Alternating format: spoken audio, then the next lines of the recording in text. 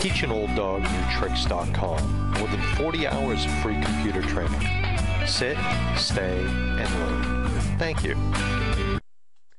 Hi ladies and gentlemen, this is Tony Holowitz, and I want to talk to you about creating columns in Microsoft Word. Well, right now we have a lot of information in front of us. This is the Constitution of the United States. It's 18 pages long. But let's say I want to write this a little bit more like a newspaper article where we had columns. Well, what I'm going to do first is I'm going to do Ctrl+A to select everything in this document. Then I'm going to go up on the toolbar, and if you look closely, right up here, there's a little icon that says columns. And if I click on that, I have a choice of 1, 2, 3, or 4 columns.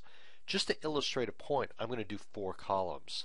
Now, everything is very tight and fairly small, maybe not the best way to do it, but let's go back up and go and change it to 2 columns. This might make more sense. It looks a little bit more like a newspaper article. So now what we've done is we've taken this and put it into columns. And a lot of times it's easier to see this if you're working with smaller pieces of information, maybe a page or 2 pages. This is a little longer, so you'd really have to read through it to see what has occurred. Now, having said that, let's assume for a minute that we like to look at this, but we want to work with the columns and make them a little neater. Well, this is something that I always suggest that you do when you're working with columns, because to me it just looks better. I'm going to again do Ctrl+A, and I'm going to do something called justification. And I want to draw your attention to something. I want you to observe right here. Notice how the words all end up a little bit less, or not quite as wide as the right edge of this column. This one as well.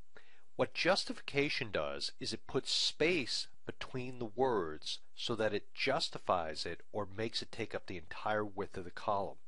The way I'm going to do that is I'm going to come up here, and I want you to observe we have a line left, center, a line right, and the fourth option is justify. I'm going to click on that.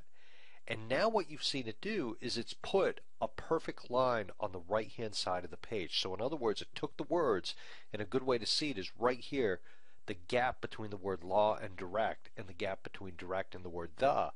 It puts space between the words to get it to take up all the space all the way over to the far right edge.